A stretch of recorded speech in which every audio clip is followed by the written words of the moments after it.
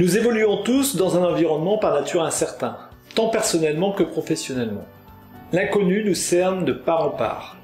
Et ce que l'on pense être impossible parfois devient réalité, comme nous l'enseigne malheureusement la crise pandémique que nous traversons actuellement. Les risques sont ainsi partout. Il nous faut vivre avec. Les maîtriser est donc impératif. Je suis Jean-François Caron, consultant formateur indépendant, associé fondateur de la SAS Format Conseil. Je vous propose dans cette ressource vidéo quelques pistes pour améliorer la maîtrise des risques au sein d'un environnement professionnel.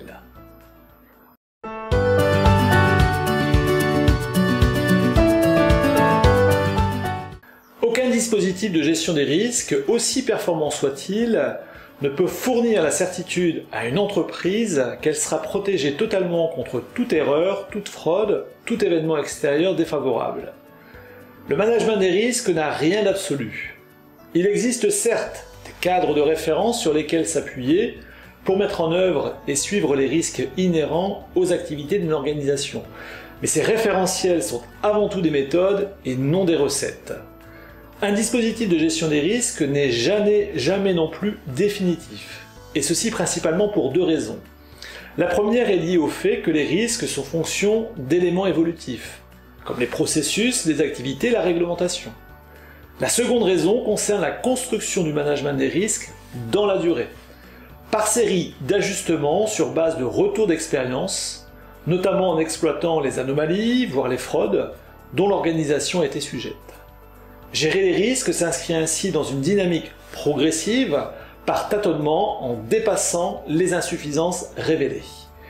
La gestion des risques est comme la science, elle apprend de ses erreurs.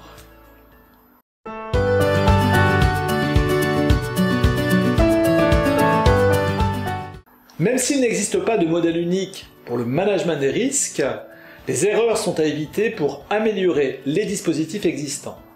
Ces erreurs types et les solutions pour les réduire sont les suivantes. Premièrement, l'évaluation des risques n'est pas limitée aux seuls aspects financiers. Ainsi, il y a lieu de construire une cartographie qui recense l'ensemble des risques auxquels est exposée l'entreprise. Ceci du fait de ses activités, de ses processus, de son environnement économique, de la réglementation. Ensuite, à propos de cette cartographie, il ne faut pas que celle-ci soit trop standardisée. Même s'il existe des référentiels sur lesquels on peut s'appuyer pour développer une démarche de management des risques, attention à ne pas s'arrêter à des standards qui finalement sont trop éloignés de l'entreprise et de ses activités. Troisièmement, la direction en charge du management des risques au sein de l'entreprise est parfois souvent cloisonnée. Pourtant, l'identification, la mesure, le suivi des risques doivent s'inscrire dans une démarche conjointe entre la direction des risques qui anime le dispositif et les directions opérationnelles qui sont les sachants en matière d'exposition au risque. Quatrièmement, il n'est pas rare de rencontrer des systèmes de management des risques qui produisent un effet usine à gaz.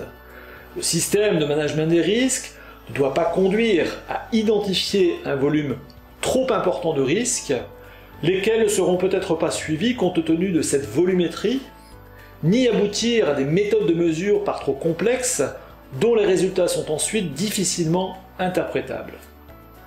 Enfin, des reportings ne sont pas toujours réalisés en matière de couverture des risques. Ce n'est pas tout d'identifier et de mesurer les risques. Encore faut-il les suivre pour ajuster le cas échéant les dispositifs existants. Le management des risques est une langue vivante et ainsi elle ne doit pas rester lettre morte.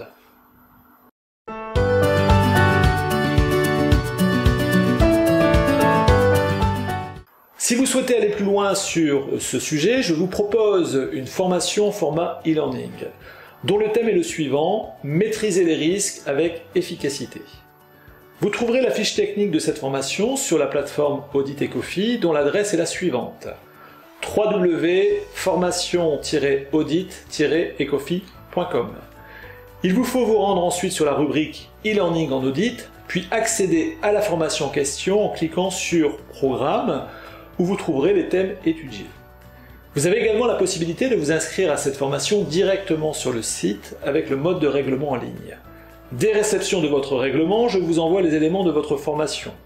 accès aux vidéos de formation, support de formation téléchargeable, cas pratique envoyé par mail, et enfin une attestation justifiant de votre participation à cette formation. Vous aurez bien sûr la possibilité de me solliciter durant le cursus pour que je réponde à toutes vos interrogations sur les points du programme. Si vous avez des questions à propos de cette formation, n'hésitez pas à me contacter par mail jfcaron@outlook.fr ou par téléphone ou WhatsApp au numéro suivant +33 6 80 24 16 25. Je vous remercie de votre attention et je vous donne rendez-vous pour une prochaine ressource vidéo. À bientôt!